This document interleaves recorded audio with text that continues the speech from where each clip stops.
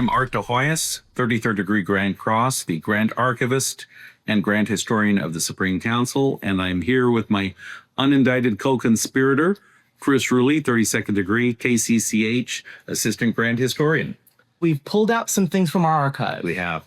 And so we're starting our first Histories and Mysteries session here. We are. And there's some history in this, or mystery perhaps. Correct. So which one would you like to start with? Well, I got to say, there's a lot of really neat stuff here just in these three patents that we have.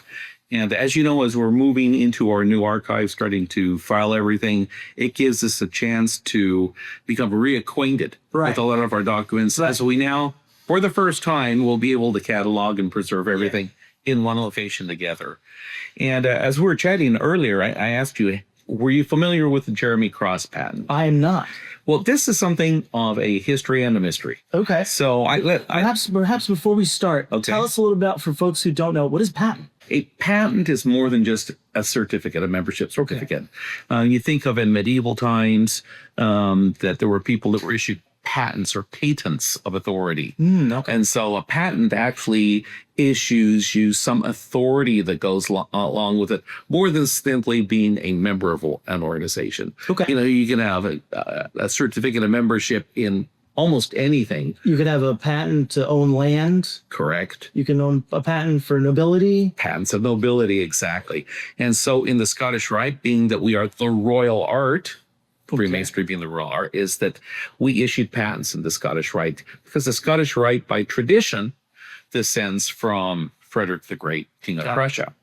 And one of the interesting things is that in the original ritual of the 33rd degree and in the circular throughout two hemispheres, our first printed document, printed December 4th, 1802, it explains that a Supreme Council represents a sovereign. So when Frederick died, the Supreme Council became invested with all the authority that he had in his life, Masonic authority. And that includes the ability to print patents. So in other Masonic organizations, we might call it a patent. Maybe that's a little bit fast and loose in the language, but it's really proper in the Scottish Rite. Whereas in others, it might just be a membership certificate. Right. So now what we have here are three different, I would say different versions of these types of patents that we're talking about. They are not necessarily all Scottish Rite, as we'll talk about. Correct. But tell us a little bit. So you mentioned, you highlighted this. Yeah, let's get into Jeremy. Right, this one's pretty full. Now, this is just a copy. We don't own the original. Now, what's important about this is that Jeremy Cross received the 33rd degree in the 1820s. Got it. Now, if you remember, Jeremy Cross was the most famous student of Thomas Smith Webb, who wrote the very first Masonic Monitor, published in 1797. And Cross came out with his hieroglyphic version because it included illustrations. So it was the first Masonic book to include illustrations in the United States. So Webb did not have any illustrations? It did not. Interesting. Even though it was called Illustrations of Masonry. That's right. They were verbal illustrations. Cross actually did include very famous engravings that are copied in almost all monitors today in the United States. They're all based on these drawings that were done by Amos Doolittle. And Doolittle was a very famous engraver. He's one of the guys who did engravings of events around the Revolutionary War. Things like this. So in any case, here's a copy of his patent. Here's a copy of his patent. Now, when you look at the list of officers of the Supreme Council, remember, the Scottish Rite originally had only 9 officers per Supreme Council. Cross's name was not on that. Right. So what's he doing with the 33rd degree patent? And that's a 33rd degree patent. That's a 33rd degree patent. So therein lies the mystery. Now, when Pike became familiar with this patent, he denounced it as a forgery. He said it's unlike any other patent. It doesn't look the same. The language is different, and the signatures must be forged. Years later, Pike said that he was happy that his full faith and confidence could be restored in illustrious Brother Cross. Well, interesting. Why? Yeah. It's because Cross had made a visit to New Orleans as part of his world tour type of thing.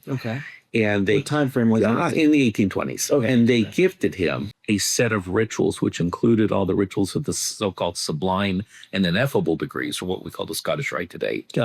So here he gets a copy of this stuff. And he and another person had these degrees when they went back to the East Coast, and the Supreme Council finds out about him. And so in order to induce him to give this copy of the 33rd degree to the Supreme Council, they confer the 33rd degree on him. And the 33rd degree, as I said, was limited to 9 people. That's right. In each Supreme Council of the world. So when Cross shows up with this 33rd degree ritual, Supreme Council obviously wants it. So they confer the 33rd degree on him, and the language is different. It's much more restrictive than any of the patents that were issued to the active members of the Supreme Council. It doesn't give him the authority to confer these degrees. And Cross kind of says that it didn't mean much to him. Okay, he gets the patent, big deal, because he's a Blue Lodge Mason, right? I see. Years later, he is induced to join the Cerno Masons. Well, Cernoism, as you remember, is an irregular or unrecognized type of Scottish Rite Masonry. Right. And why do they want him? Because he has his patent. So they make him their Grand Commander. So in other words, they were sort of buying prestige in a sense, right? They were trying to identify prestige and bring him in because he's already a 33rd. Correct. He has from the Southern jurisdiction. Right. That's right. And so in a monitor, which he produced, I think, in the 1850s, it has a wonderful engraving of him as an older man, but he's wearing on his breast the jewel of the 33rd degree, which he was able to obtain by virtue of this patent. Yeah. Any interesting? So you said that there's restrictions. What were the was that the stuff that Pike was like? Oh, this is clearly a forgery. Correct. There wouldn't be no restrictions. Correct. In the full form patent, or the one that was described in Dolphus Ritual, it gave the members of the 33rd degree the ability to superintend and instruct and oversee, and things like these powers. Right. And these powers are missing from Cross's patent. So what it becomes evident is, this is one of the first examples of a honorary member of the Supreme Council. So we tend to think that this didn't happen until the 1850s following, the surrender of the Supreme Council of Louisiana. But in fact, in the 1820s, we had a couple of honorary members. Here, example. Jeremy Cross being the most famous of it. What is the second patent that's right in the middle here? It's a lot more stylized, I would argue. It is. This one's really neat. In fact, I believe that's Heavenly Jerusalem. On top of it descending. This patent comes from the Order of the Royal Secret. Okay. Which was the immediate ancestor of the Scottish Rite. It was a 25-degree system, which kind of disappeared, and we absorbed everything that it had and added degrees of our own. And what's really important to note is that the name signed right up here is Alexander de Grasse, P.E., exactly, who signs as Sovereign Grand Commander. And this is an original document. This is the original. I can confirm that this is an original. Absolutely. Now, what's interesting is that term didn't exist on other documents that we have. As far as we know, this is the first example of him using this title, which would become part of the Scottish Rite. Wow.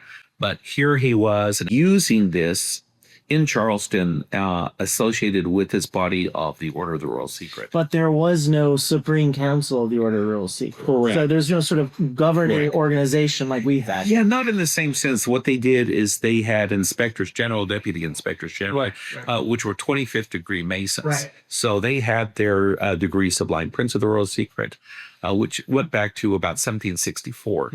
It was the collection of rituals that were used by Stephen Moran. Okay. And later, Henry Andrew Franken to embellish these things to create that system. But it has the original primitive form of this Royal Secret degree. And it was that became our 32nd degree, of course. And you have to govern these guys, so you need a 33rd degree above that. I'm very curious. What is this unique sort of tower holding two objects? I don't think that's not a Scottish Rite. No, that's a Royal Order of Scotland. That's a heredom symbol. You probably recognize that as the tower you remember the River Scott? You remember Well, they worked with a trowel in one hand and the sword in the other. wow. So this is an allusion to that story of the rebuilding of the temple there. When we pulled this out, one of the things I thought was like, well, I've never seen that in the Scottish Rite. What does that mean? Okay, well, there you go. One of the other things I had a question of, you mentioned, okay, we have his signature here. You mentioned that we were only conferring this perhaps, in a short groups. Who are these other names? I mean, do you know, any of these other names sound familiar to you? Who would they have been relative to him if he's the Grand Commander? Yeah, these are prominent members of the organization. As you recall, we recently received the copy of the minute book from Le Condor Lodge. Right. And if you look at the signatures in here, you'll find some of the same names. Interesting. In this, that signed exactly the same way. So they were conferring the degrees. They issued this patent. They all signed it. Absolutely. Very cool. Yep. I'm going to very quickly just move this over so we can get a better shot of it in the camera. Right. Now, this is a big patent. I love this. It's on vellum. It's got 4 different sections. You love the symbology. So why is this patent so particular and interesting? Well, this was a patent that we see is signed by Albert G. Mackey. Never heard of him. Neither have I. For those who have actually never heard of Albert Mackey, who's Dr. Albert Mackey? Mackey was the Grand Secretary of the Grand Lodge, and the Grand Secretary of our Supreme Council also.